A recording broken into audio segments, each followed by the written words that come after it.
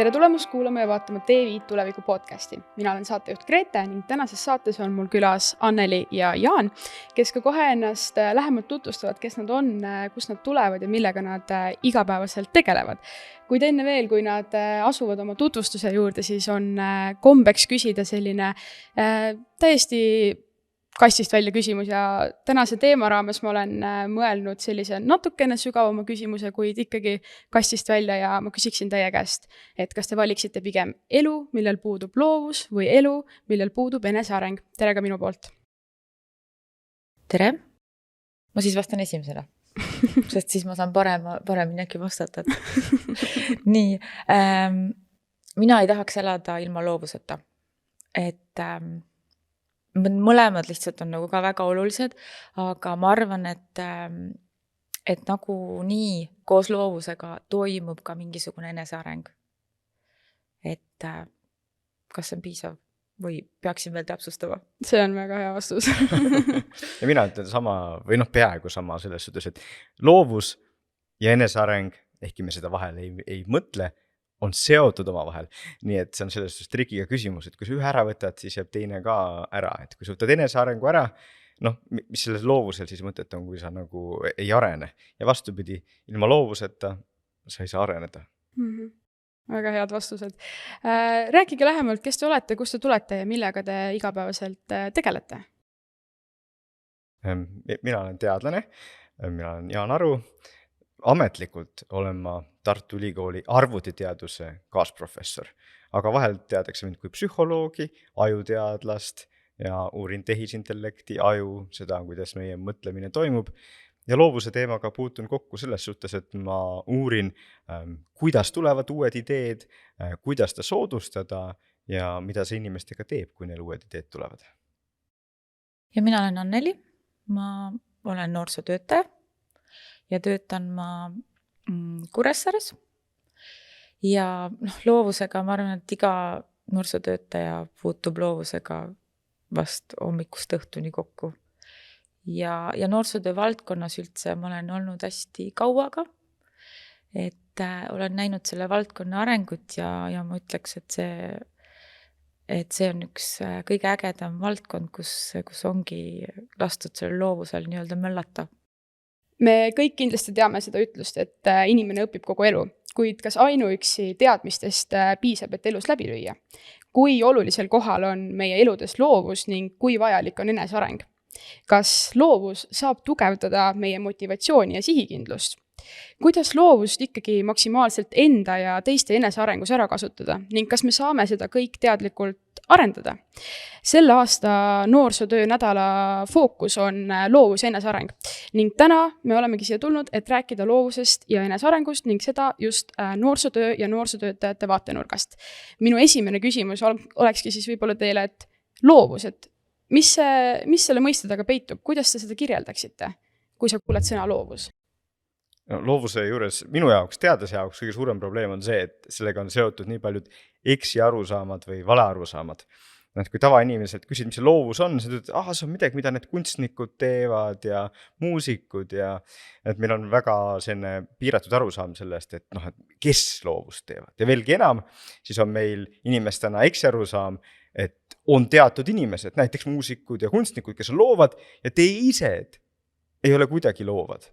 Aga tegelikult minu kui teadlase vaatest on loovus algoritm, mis jookseb meie kõigi ajudes ja mis kõige lihtsamalt öeldes on see, kui me teadmisi kombineerime uut moodi, nii et sünnivad mingisugused uued teadmised, uued mõtted, uued asjad, uued käitumised. Minu jaoks ka see loovus, seda on nagu nii raske nagu sõnadesse panna, aga minu meelest see on üks nagu superoskus. Et see on nagu supervõime. Ja ma mäletan ka sellist ütlust vist ka, et homo sapiensid sellepärast nagu saidki, et me olemegi nagu sellised, nagu me oleme, sellepärast, et nemad kasutasid loovust iga päev muudkui leiutasid üksinda ja üheskoos ja neandertaallased siis surid välja. Nii et ma arvan, et ka see loovus on mingit mõttes kingitus meie esivanematelt meile. ja võib-olla veel siis, et see loovus, et see on selline võime mõelda seda, millele veel siis varem pole mõeldud ja siis teoks teha. No mõnes mõttes lihtsalt nagu, et kohe arutleda, siis võib-olla ma tean, et ega sa meelega kasutanud, aga kuna sa kasutasid seda sõna võime, siis sõna võime puhul on probleem, et inimesed jällegi arvavad, et tal on see võime, mul ei ole seda võimet, on ju, et sellest isegi võib kasutada ja mõelda selle üle, et loovus on oskus. Et see ei ole nii, et ta on kuidagi kaasa sündinud, vaid ta on arendatav ja eks me sellest räägime pärast pikem. Ja see võime tegelikult ongi, sa saad ju endale sisendada, aga sa saad sisendada, ma olen võimekas, ma suudan, ma tean, ma olen loov. No jaa, aga sellest ei piisa ainult sellest, et sa endale sisestad, et seda või teist, et sa pead ka mingid asjad teadma ja oskama. Jah, nii või naa, nagu me näeme, et loovus on põnevam, kui ta niimoodi esmapilgul tundub või kui lapsed tavaliselt sellesse suhtuvad. Et arvataksegi, et loovus on, see on mingi asi, mis minusse ei puutu kuidagi, tegelikult puutub kõigisse meisse. Ma olen väga nõus su ütlusega, et loovus on meis kõigis, et me kõik inimesed ikkagi puutume sellega kokku. No, te olete maininud siin juba 2 korda sõna oskus ja võime. Kas loovus on siis meie võib-olla selline tulevikuoskus või selline peamine tulevikuoskus? Mis roll on loovusel noorsootöö maastikul või üldse sellises kontekstis? Kas see on oluline seal üldse või on ainult teadmised need, mis sind seal aitavad?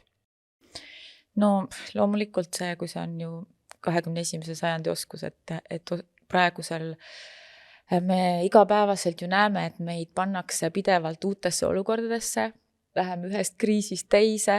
Ma arvan, et noorsootöötaja just ongi sellistes olukordades pidanud mõtlema välja uusi nii-öelda lähenemisi ja võib-olla ka täpselt neid uusi lähenemisi ja see on pannud tema loovuse nii-öelda proovile ja see 21. sajandi oskus.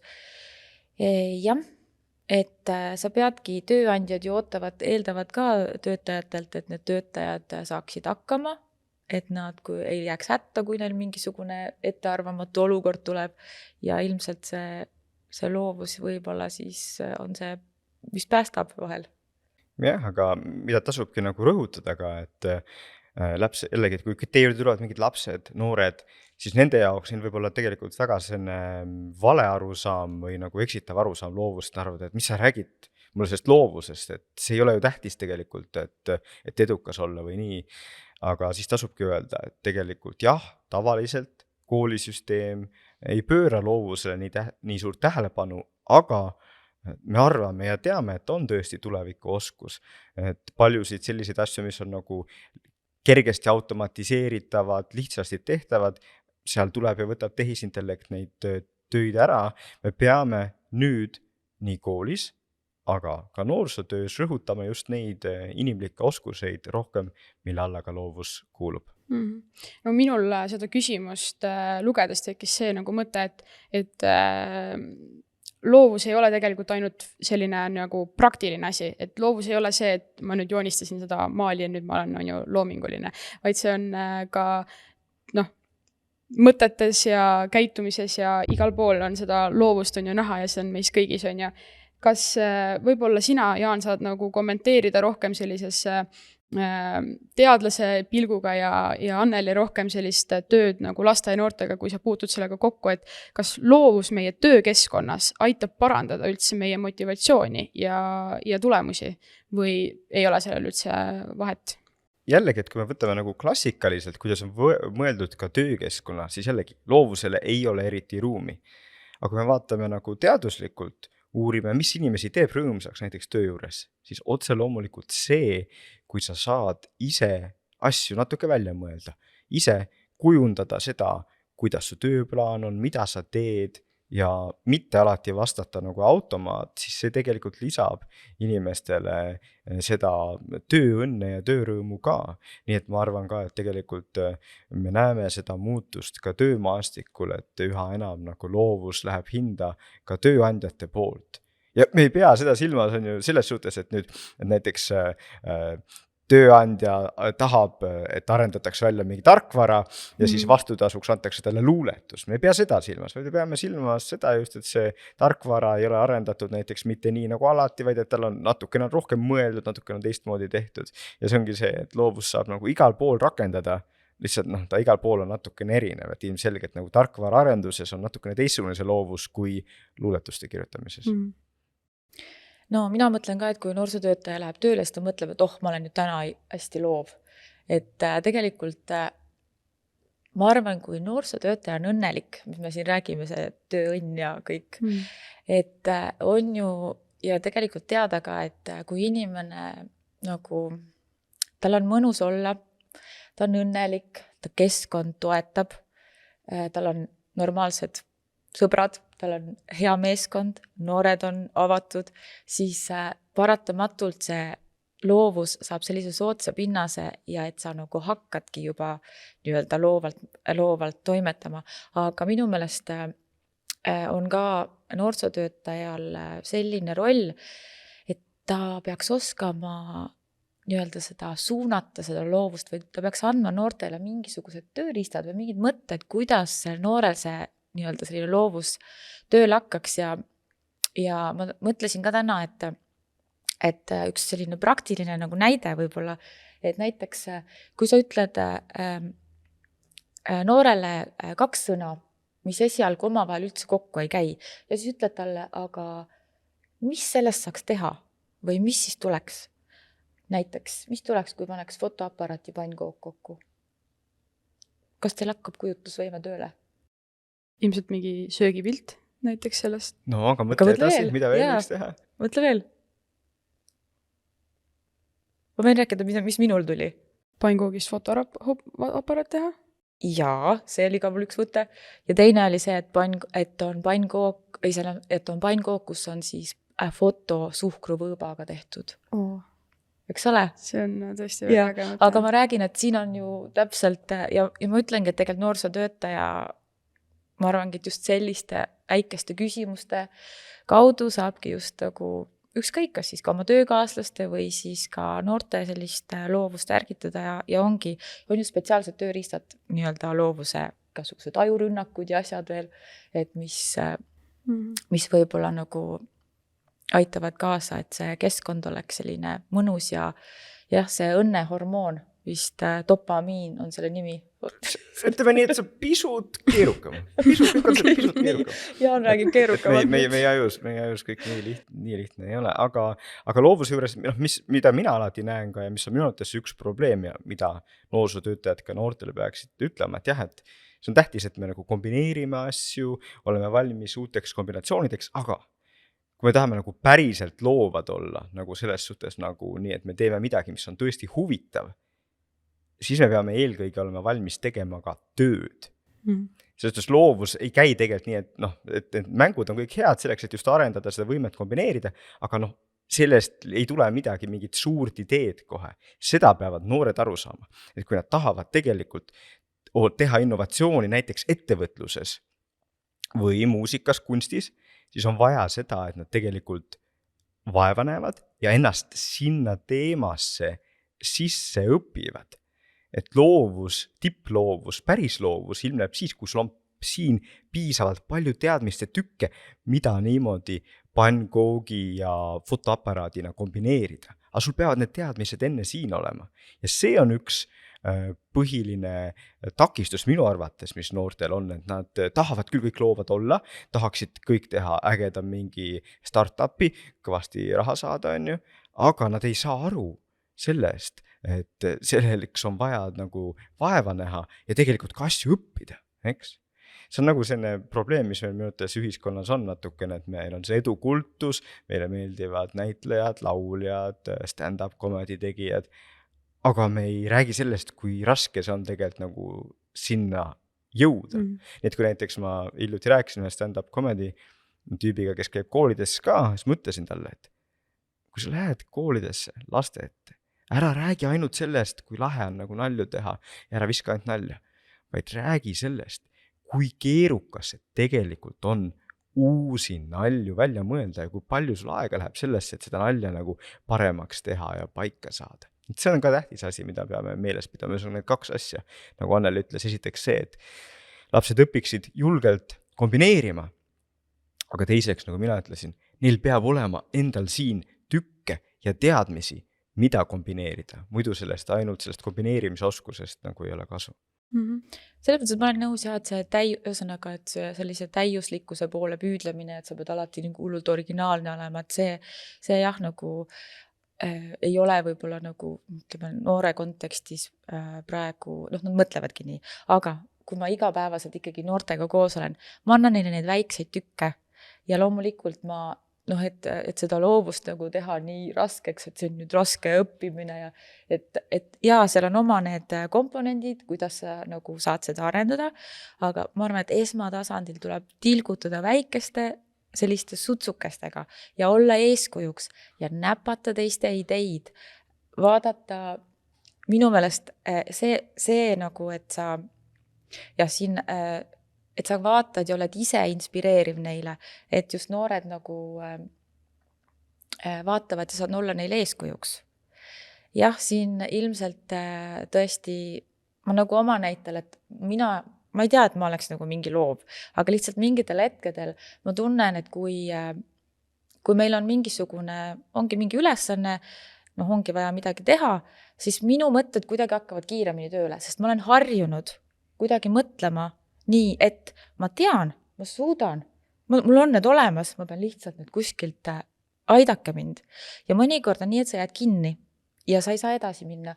Ja vaat siin vist tuleb nüüd see aju osa, et tegelikult me peame oma ajule ka aeg-ajalt andma puhkust, et ta saaks nii-öelda marineerida oma selle asjaga. Tahad sa siin midagi lisada? Aju osa on kõik muidugi, et loovus on ka, igasugune loovus on ajus, on ju, et kõik on ajuga seotud. Aga jah, et kokku võtta seda, mis me siin oleme öelnud, et jah, et meil on see üks loovuse põhiasi on see, et me kombineerime. Ja seda võib teha ilma selleta, et sa lähed sügavamalt mingisse teemasse. Lihtsalt, kui te näete, et see noor, kellega te töötate, tahab nagu tegelikult midagi nagu saavutada või tal on mingi eesmärk, mille poole ta tahab minna selle loovusega, siis te peate ütlema, et see teine asi on see, et ta peab nagu õppima ja süvenema, et see kombineerimine ise ei vii nagu selleni, et sa kuskile jõuad nagu kaugele selle oma loovusega, aga see kombineerimine, vabalt võtmine, see on hea selline üldine ellusuhtumine ja sellest nii-öelda ajuasjast kommenteerides siis jah, et kõik, kes loovusega tegelevad, teavad, et vahel ei tule lahendus kohe, siis tasub natukene aega anda ja natukene mullutada või logeleda. Jah, ma olen täitsa nõus sellega ja vahepeal on isegi nii, et kui alguses ei tule, jääd kinni, lased olla, vaatad uuesti ja siis tuleb veel hoopis midagi ägedamat, näiteks kujunduste poole pealt, et on vaja teha mingi kujundus, vaatad, kuidagi ei lähe see kujundus, jätad seisma korraks, võtad paari päeva pärast uuesti lahti, oled mingi, oota, aga nüüd saaks teha nii ja nii ja nii ja nii, et see on tõesti... Ja nii igal alal ja see on ka jällegi. See on üks asi, mida ka tuleb noortele nagu rõhutada, kui me nendega töötame, sest neil on tihti see, et nad hakkavad midagi lahendama, üritavad midagi loovat teha, ei tule. Ja siis on nagu kohe nii, mina ei oska ja mina ei saa ja mul ei tule välja. Aga et me ütlemegi neile, et esiteks see, mida me eelmises vastuses arutasime, et tihtipeale on sul vaja kogemust ja harjutamist ja teiseks ka professionaalidel ei tule vahel kohe see asi välja. Et peab ka aega andma ja edasi proovima ja 2 päeva pärast veel proovima ja et see on normaalne, kui meile ei tule see kohe välja. Mul tuli Rubiku koobik kohe esimese asjana meelde, kui sa ütlesid, et see on normaalne, kui ei tule kohe välja või me kipume nagu alla andma, sest isegi kui sa näiteks võtad mingi Rubiku kuubiku õpetuse lahti, et kuidas see kokku käib, siis see ei pruugi minna nii, et sa nagu teed kõik õigesti, on ju, et sa ei saa nagu kuubikuga ka alla anda, et aga ühel hetkel sa saad selle ikka kokku ja siis sa oled nagu mingid, näed, et ma tegin ära, lihtsalt natuke läks aega, on ju. Aga mis te arvate, kas sellist loomingulist on ja loovust on võimalik teadlikult ka arendada või see lihtsalt on? Ei ilmselgelt me juba vist osati andsime selle vastuse. Me oleme nõus mõlemad. et see, aga see tasub üle seda korrata, et tõesti probleem on see, et paljud noored ja lapsed ju, nad arvavad, et nad ei ole üldse loovad, sest et et koolis on mul kehvad hinded ja ma ei, nagu teised alati vastavad kiiremini kui mina. Siis peame ütlema, et noh, et see, mis praegu on, ei ole nii tähtis, vaid tegelikult neid asju saab arendada ühelt poolt tehes harjutusi, nagu Anneli ütles, on ju, teiselt poolt aru saades, et kui mina leian mingi teema, mis mind huvitab ja kus ma olen nõus õppima ja tegema, siis mis sest, et see teine laps on praegu minust ees. Kui ma teen rohkem tööd, uurin rohkem selle teema kohta, olgu see ettevõtlus, kokandus, muusika, ükskõik mis asi, siis mõne aasta pärast ma olen loovam. Ja et noh, lastele peab alati meelde tuletama, et see ei ole nagu, tähtis ei ole mitte see, mis on siin ja praegu, vaid tähtis on see, kuidas me oma aju loovuse algoritme kasutame järgmise 5 aasta jooksul. Ja see on lapsele muidugi vahel raske mõelda niimoodi, aga noh, see on ainus õige asi, kuidas mõelda, et see, mis praegu on, ei ole nii tähtis. Edasine on. Ja noorsootöös võib-olla on just see nii-öelda eksimise moment, et seal on tegelikult, kui sa mingis asjas failid, see on nagu kõige parem koht õppida ja see on samamoodi panna oma loovus just sel hetkel parimal viisil proovile, et siin ongi need seosed, et kuidas nagu noorsootöös see loovus nagu on. Ma arvan, et see võib-olla tänapäeva koolisüsteemis see eksimine võib-olla on rangelt karistatav, aga noorsootöös ja see annabki just selle nagu hea tunde ikkagi, et sa saad ikkagi selle lahenduse lõpuks nagu leida, mis siis selle eksimuse nii-öelda võib-olla hoopis uues valguses näitab. Ja lastele ka seda öelda, et eksimine on täiesti normaalne osa nagu loovusest. Jällegi kahjuks koolis nad seda ei õpi, et koolis on see eksimine pigem saab siis 3 või 2 on ju, aga tegelikult eksimine on osa sellest, et eksimine annab võimaluse nagu mõelda, aga kuidas oleks saanud paremini. Ja see on kõige tähtsam osa, et me nagu ka nagu suudame oma vigu tunnistada, aru saada, et kõik teevad vigu ja siis nendest õppida. Kas on võib-olla, kui me räägime sellest teadlikust arendamisest või kas on võib-olla mõni selline lihtne tööriist või mõte, näiteks Anneli, mida sina kasutad oma enda, ma ei tea, asjade puhul, et okei, nüüd olen natuke tupikus, mis ma nüüd teen või et kuidas sa ise, nagu kas on mingi asi, mida sa teed näiteks alateadlikult, et oma loovust ikkagi teadlikult siiski arendada? No ma tegelikult vist juba nagu ütlesin välja sellega, et ma võtan nagu aega enda jaoks, et see tähendabki nagu see väga hea väljend, see molutamine ja et tegelikult see annab, et jah, et kui ma olen nagu ummikus, aga kui ja tegelikult tõin ka siin välja juba, et nagu endale annan mingisuguseid sõnamänge, kritseldusi, visualiseerimist, mingit ajurünnakut kiiret, et selliseid mõtteid nagu, aga kui ma nüüd nagu mõtlesin ise ka, et jah, et kuidas see nagu loovus siis nii-öelda algab. Ta peab saama mingi impulsi, sul on vaja nagu, ongi, kas see on sul hästi põnev, see pakub sulle väljakutset või sa peadki mingi probleemi lahendama. Et iseenesest, kuna ma inimesena olen hästi uudishimulik, siis nagu sellest mulle juba piisab. Ja ma arvan ka, et ju noored ikkagi vähemalt mingi vanuseni on nad ikkagi uudishimulikud ja siis nendel samamoodi, et see uudishimu on võib-olla ka üks selline oluline märksõna ja jah, et kui inimene on nagu uudishimulik ka, siis tulevad äkki asjad kergemini.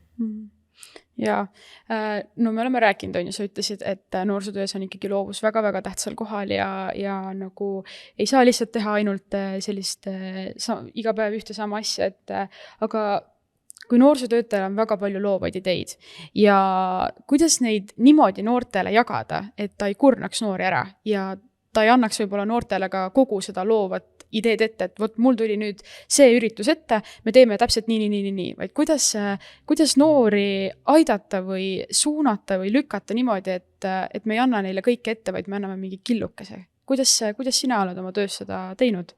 Ma ei tea, milliste noorsootöötajatega sa oled kokku puutunud, sest minu meelest nagu noorsootöötaja ei ütle, kuidas tuleb teha, vaid noorsootöötaja annab kõigepealt võimaluse noorele, kuidas tema võiks asju teha, et see on ju see nii-öelda kaasamine, noorte ideede ja vajadustega arvestamine, aga jah, kui noorsootöötajal on palju ideid, miks mitte, aga siia tuleb nüüd üks teine tulevikuoskus valikuid teha.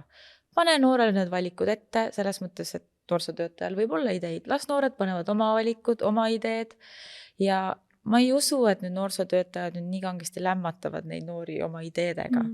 Et ma arvan just jah, et kui sa oled ikkagi noorsootöötaja, siis koos noortega räägi oma ideed läbi ja kõige kavalam võib-olla on ka, et kui sa need oma ideed suudad nagu noortele pähe määrida, et siis noored mõtlevad, et need olid nende ideed, võt siis nagu oleks see asi nagu väga täiuslik.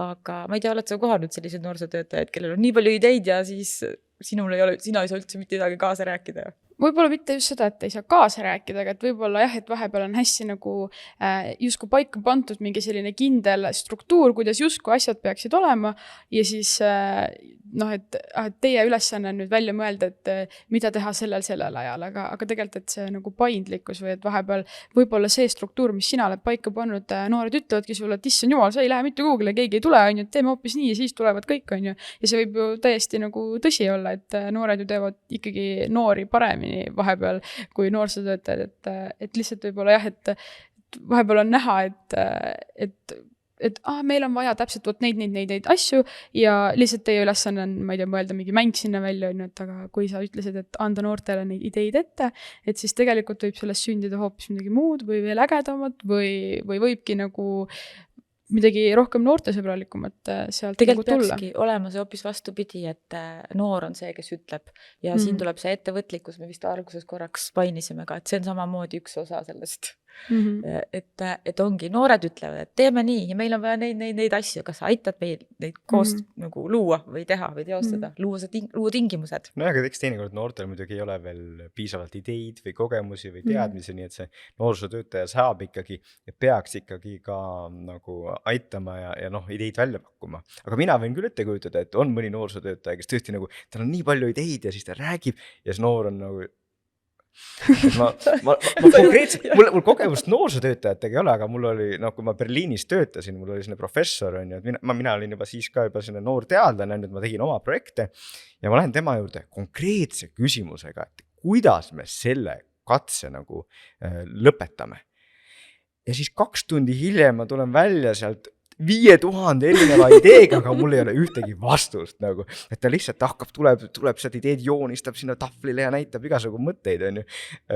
Ja et ma kujutan ette küll, et kui laps nagu sellise noorsootöötajaga kohtub, siis ta võib olla pisut hirmunud ja natukene, mitte nii palju kasvu saada sellest kõigest, et see tähtis asi on tegelikult ka, et me ise professori või noorsootöötajana ka, enne kui me nagu lapsele kõik ideed välja pahvatame, nagu mõtleme ja valime ise ka ja alustame kuskilt sellest, mis võib-olla võiks kas kõige parem olla või siis teinekord meil on vaja nagu esiteks nagu noor nii-öelda üldse kaasa mõtlema saada, siis me ei annagi oma kõige paremat ideed kõigepealt, vaid anname sellise poolhea idee, mille üle saab vaielda ja siis alles pakume selle hea idee välja ja nagu sa Anneliga ütlesid, saame öelda, et koos, tänu sulle ma mõtlesin selle peale.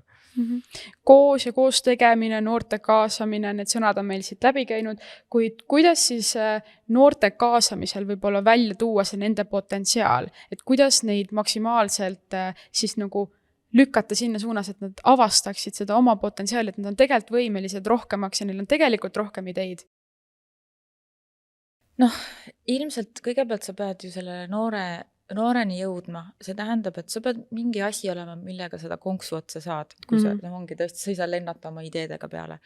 Võib-olla ongi alguses leida see, mis asi teda nii-öelda käivitab. Kas on mingi huvi, kas ongi mingi ühine teema ja siis võib-olla sealt pinnalt saabki nagu ongi hakata kasutama erinevaid neid meetodeid ja mõtteid ja ma arvangi, et see kaasamine ongi erinevas vanuses on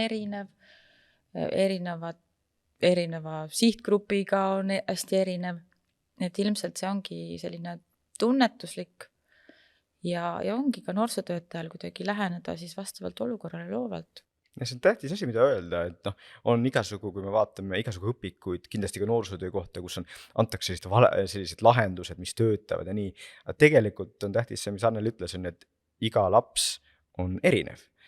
Me peame sellest aru saama. lapsed on tohutult erinevad ja iga noorsootöötaja, kes on kogenud, ka teab seda, aga see tähendabki, et igale lapsele tuleb erinevalt ka läheneda, on ju.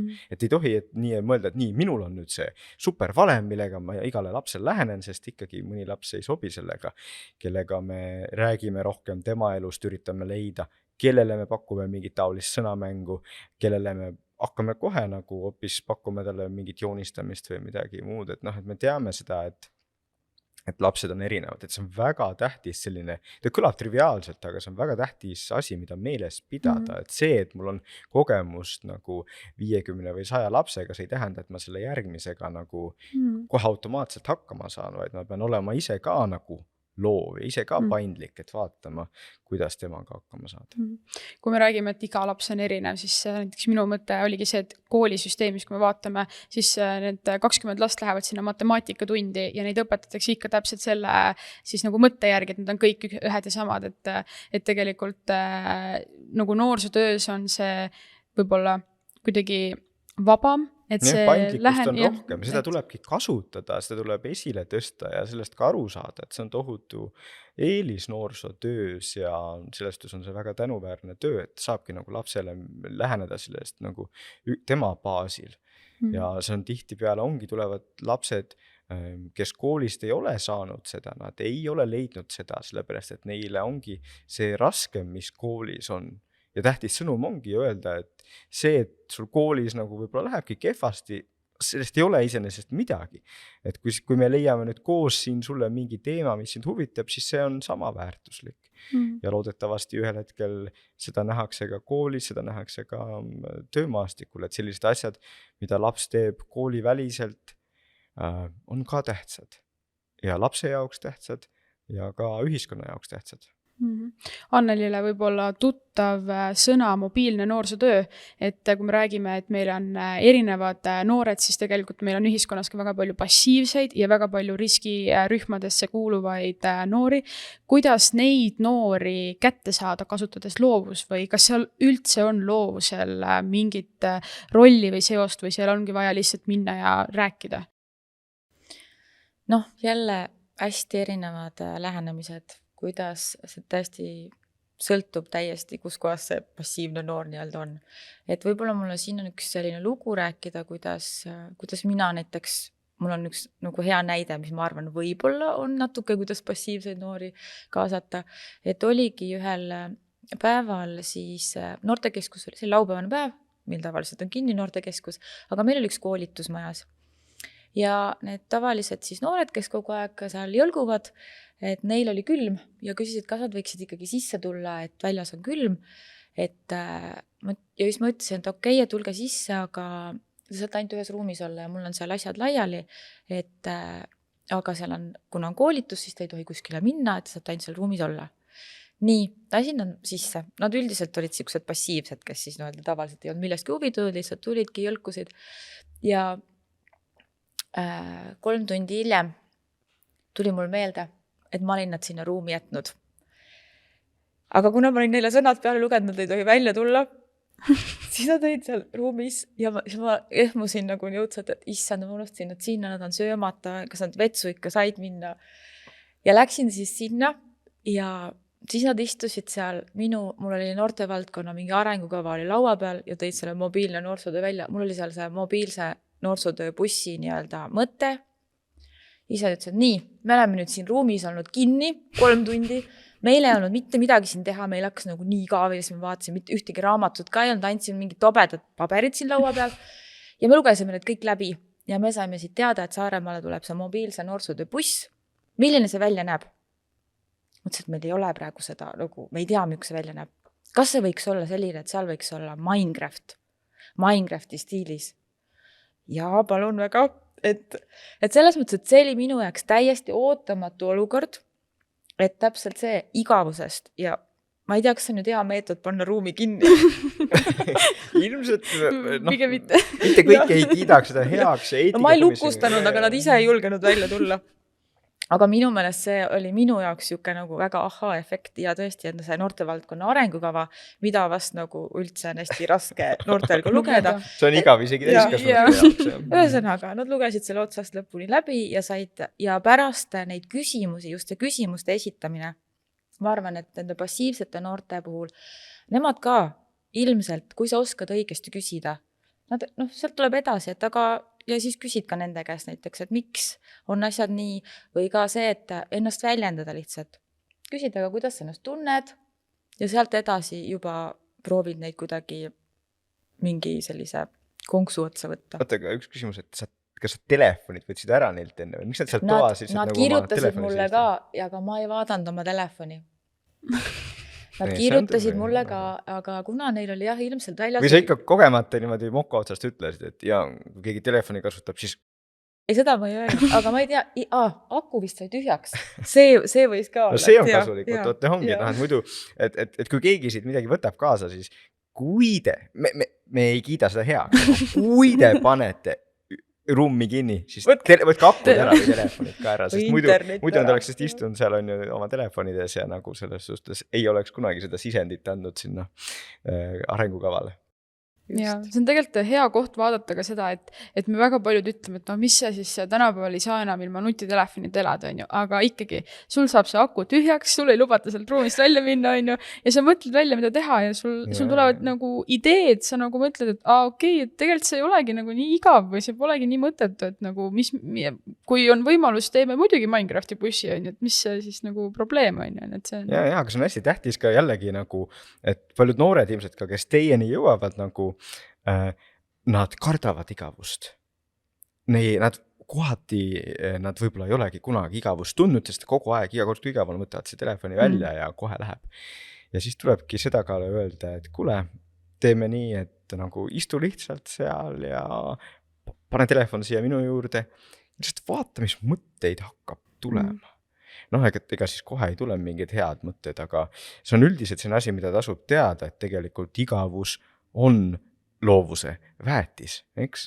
Ja mina olen proovinud seda selgitada oma lastele, kes on praegu 6 ja 8 ja neil kohati tuleb see välja, et nad tulevad mulle, mul on nii igav. Kuule, mis me teeme, kui igav on? Istu sina sinna tooli, ma istun siia tooli, vaatame, mis mõtteid tuleb. Ja siis vahel tulebki, aga just, et me tahaks, et noored ka sellest aru saavad, et see iseenesest see, et sul on igav, et see ei ole alati halb asi, vaid et seda tuleb vahepeal nagu ka lasta ja siis nagu hakkavad ideed tulema ja endale ka üllatuslikud ideed, eks.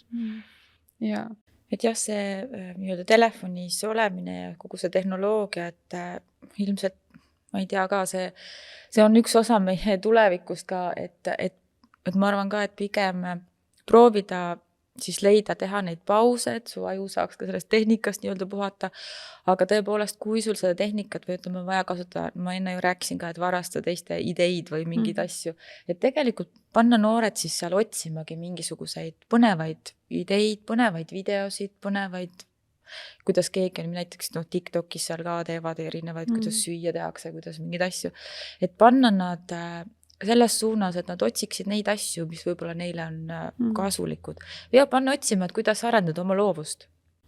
Ja või nagu et see ongi, et mida tasub noortele nagu öelda, kui te näete, et neil on, ja tihti neil on probleem nutiseadmega, ongi see, et vaata, praegu see nutiseade kontrollib sind.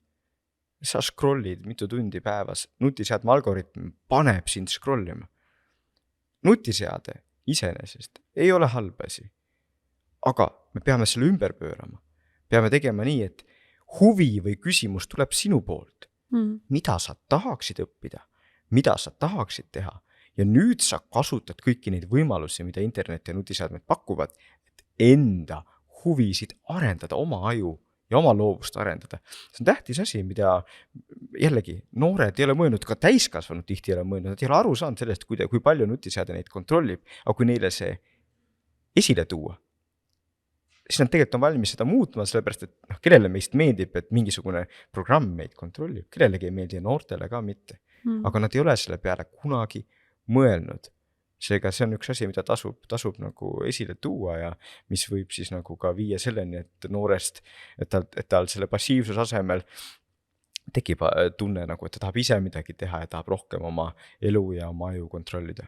No minul tuli võib-olla selline mõte pähe, et tegelikult on oluline noortele ka mainida, et kui me räägime, et vot meil on järgmiseks nädalaks vaja ideid, siis see ideede otsimine ei tule sealt lihtsalt Instagramist scrollides. Okei, see võib võib-olla 1% toimida, et näed, ma nägin seda ägedat postitust, midagi ägedat, aga et seda loovust ei peaks otsima kogu aeg võib-olla selle siis vabandusega, et jah, ma scrollin seal TikTokis, et äkki mul midagi tuleb, on ju, et see ei ole see, nagu sa mainisid, et pöörame selle nende kasuks, on ju, et küsime neid küsimusi ise, mitte et see telefon küsib mult.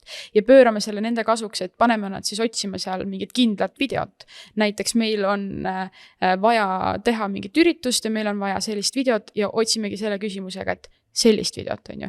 Et minu meelest noorsootöötajad ka, kui ma vaatan võib-olla noortekeskusi, kui ma mõtlen selle peale, siis väga palju on seda, on ju, et seal istuvad noored kuskil on ju nurgas telefonis, isegi kui on olemas lauamängud, isegi kui on olemas piljardid, on ju, mis iganes need vahendid ja kõik seal olemas on, siis tihti on ikka see, et ma nüüd mängin oma mingit Crodoopiat seal põhimõtteliselt ja on ju, et seda nutitelefonist seda neile näidata, et maailm on nagu rohkem kui see telefon sinu ees, on ju. Et nad aru saaksid, et kõige tähtsam nutiseade on ikkagi siin, on ju. Ja teiselt poolt aru saaksid ka sellest, et jah, et need masinad ja programmid ongi nii võimsad, et mitte ainult lapsed ja noored, vaid ka täiskasvanud on ju, lasevad vahel, scrollivad mitu tundi järjest. Masinad on võimsad, need programmid on võimsad, aga me peame sellest teadlikud olema ja siis me saame seda oma kasuks pöörata. Ja ilmselt ikkagi vist, ma arvan, et tänapäeva noortel ikkagi ka see, et nagu koos olla, koos olemine, et see on nagu ka üks asi võib-olla, mis vahel nagu aitab sellele, et sa oled sealt telefonist eemal ja võib-olla ka loovuse mõistes, et koos alati teha asju on palju mõnusam, palju lõbusam, et jah. Ja, et eriti kui teismelistest räägime, siis see on selline elufaas, kus tõesti see teistega koos olemine, teistega koos tegemine, teistega koos arvamine on palju tähtsam kui kõik muud asjad ja see on üks põhiprobleem ka nutiseadmetel, et nad osati summutavad seda, et noored ei saa koos teha ja nad ei ole nii palju lihtsalt nagu füüsiliselt ja ninapidi koos. Seda tasub soodustada ja ka sellele rõhuda. Ja kui mõni tegevus on, mida saab koos teha, siis mõni noor võibki aru saada, et see on palju tõesti nagu parem, sest see, et me nagu, eriti teismelised nagu midagi koos teevad, see on loomulik, see on see, mis on nagu evolutsioonis ja ajus meil nagu olemas. Evolutsiooni poolt antud ja ajuga kaasnev osa nagu sellest, mis teismelise mõttemaailmas toimub. Aga mul on endal ka üks küsimus, et kas testidega ikkagi saab seda loovust mõõta? Nojah, et see on, kui vastab selline klassikaline psühholoog, siis ütleb, jah, muidugi meil on mitmeid loovuse teste. Ja loovuse test siis ongi selline, näiteks, et sa ütledki, et et ma annan sulle ühe objekti või kujuta ette, et ma annan sulle ühe objekti ja räägi mulle mingit ägedat asja või teistmoodi asja, mis sellega teha saab, on ju, ja võtadki see näiteks klaas, on ju, ja sinune peab ütlema, mis ta selle klaasiga kõiki võib teha, on ju.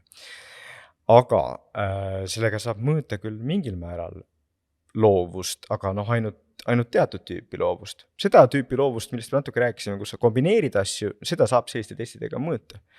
Aga me räägime sellest, et loovus on ka midagi, mis on nagu vajab seda, et sul on teadmiste tükke kogutud mingist valdkonnast. Siis otse loomulikult sellise testiga sa seda ei mõõda, et kui palju inimesel mingis valdkonnas on teadmisi ja nii edasi.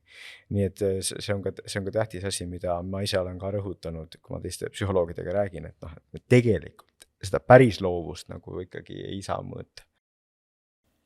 Milliseid soovitusi te noorsootöötajatele jagaksite, et kuidas oma loovust arendada ja kuidas oma loovust leida? Nagu nüüd enda või noorte või mõlema? Ma arvan just noorsootöötajatele, et kuidas nemad saaksid võib-olla nii isiklikult kui ka siis noortega töös seda ära kasutada ja seda igapäevaselt ikkagi arendada. Mulle tundub, et noorsootöö on juba selline väga loov töö, sest sa pead olema väga paindlik ja väga loov, nii et mõnes mõttes need noorsootöötajad, kes pole kunagi nii selle peale mõelnud, neile tasub lihtsalt meelde tuletada, te juba tegelikult olete loovad, aga ilmselgelt saaks veel seda nagu paremini teha, lihtsalt vahel ennast vabaks lasta. Mitu korda oled kasutanud seda sõna näppama, on ju, et sa võid teistelt tegelikult näpata. No üks ideaalne asi, mida teha, on ju see, et tegelikult meil oleks, võib-olla on ka mingisugune asi, kus on meil nagu selline noorsootöö portaal, kuhu panneme nippe nagu, et kuidas me ühe või teise lapsed käima saime, mingisugune mäng, mingisugune huvitav tegevus, et me saame sinna minna ja sealt ise nagu neid asju näpata ja siis sinna peale ehitada oma asjad ja siis jälle tagasi panna sinna ja noh, et see on koht jällegi, kus selline internetis nagu internetikeskkond saab aidata tegelikult kaasa sellele, et kõik õpivad. Ja see on see, kus inimese loovus nagu ka kõige erksamini esile tuleb, et me teeme koos, ühel on mingi idee, teisel on teine ja siis kolmas veel kombineerib need, siis saavad ka esimene ja teine midagi, ma ei mõelnudki, et seda saaks ka nii teha, on ju.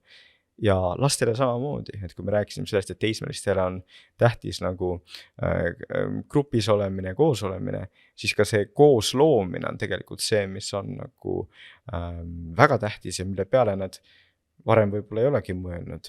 Nad ei ole seda koolis saanud proovida, aga kui me saame öelda, et jah, näiteks korraldame seda üritust või kas või lihtsalt mõtleme ühe ürituse välja või midagi, et nad koos mõtlevad ja koos teevad, siis nad nagu näevad ja leiavad enda sees seda loovust.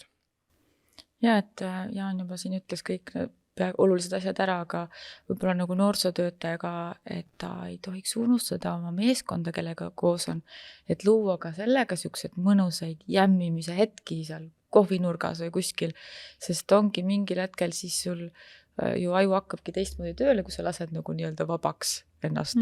Ja lubad seda loovust endale, nagu mitte ei ole kramplikult kinni, vaid nagu jah, mõnel meil tuleb selle vaba nagu loomulikumalt välja, teisel on vaja seda, et ta natukene laseks nagu vabaks sellest, mis ta on õppinud, sellest, mis ta on kogenud, sellest, mis tal on öeldud. Meie tegime bändi näiteks. Mõtlesime, et ega me eriti ei osanud neid pille mängida. Aga jälle panite ennast tuppa kinni. Põhimõtteliselt küll. Enne siit välja ei lähe, kui lugu valmis. Lihtsalt meil oli vaja teha bändi ja siis lihtsalt ongi. Ja saimegi selgeks kõik. Me uskusime endasse ja väga mõnus oli. Mis sest, et see, mis sealt välja tuli, see ei kannatanud nagu kõik noored ütlesid, et nad ei taha seda enam näha ega kuulda, aga meil endal oli väga mõnus ja see tekitas väga mõnusa just, aga see asi, et kui sa nagu oledki teinud, ütleme see lõpptulemus, et sa oled ikkagi jõudnud sinna, mis sa algselt endale panid ikkagi eesmärgiks, et sa ühesõnaga teeme bändi ja siis õpime selgeks 3 lugu ja teeme need ära. Et mis kvaliteediga see nagu ei tulnud kõne alla, aga see tunne pärast on nagu hea ja see on juba annab järgmiseks korraks sulle niukse poweri, et sa tahadki veel teha neid asju. No tundub, et Saaremaal siis on väga levinud viis, et paneme tuppa kokku ja kinni ja siis välja lähe enne, kui et midagi seal toas on, kas pillid või see arengukava või ma ei taha teada. Et siit on väga hea see teema edasiarendus, et võib-olla saab siis Saaremaale tehagi sellise toa, et kui kellelegi on vaja tuppa kinni panna ennast, et siis läheb sinna tuppa ja pannakse kinni, aga jah, et kas või võib-olla sellised väiksed asjad, et ma ei tea, proovi siis näiteks täna see koosolek hoopis joonistada üles, et mingid sellised täiesti lihtsad ka igapäevaelus kasutatavad asjad, et kasutame ka neid, ja mina ka vahepeal, kui on vaja mingeid asju, mingeid märkmeid teha, siis vahepeal joonistad, tekitad mingeid sümboleid, endale, sa oled mingi, vot see lilleke tähendas seda, nüüd tuli meelde, et ka seda kasutada ja sellega ka ju tegelikult aju õpib ja areneb pidevalt, et ja Kati Orav on väga hea selline, kes on siis ka õpetanud noorsootöötajaid nende sümbolite kaudu, et ongi, et kõik inimesed ei oska joonistada ja need lähevadki kohe krampi, aga just tõesti, nagu sa ütlesid, neid on kõik võimalik õppida. Et neid asju on võimalik arendada ja ongi täpselt, sul tekibki see tunne, ma oskangi joonistada. Kuigi sa oled enne õppinud kõik need sümbolid täpselt, kuidas Kati ütles, kuidas tuleb joonistada, see tähemehike, kõik oled selgeks õppinud ja siis oledki kõik võimas. Ma tänan teid selle väga hariva ja sisuka vestlusest. Ma loodan, et meie kuulaja ja vaataja sai siit nii mõndagi olulist ja tähtsat ja harivat teada. Aitäh teile tulemast! Aitäh! Aitäh kutsumast!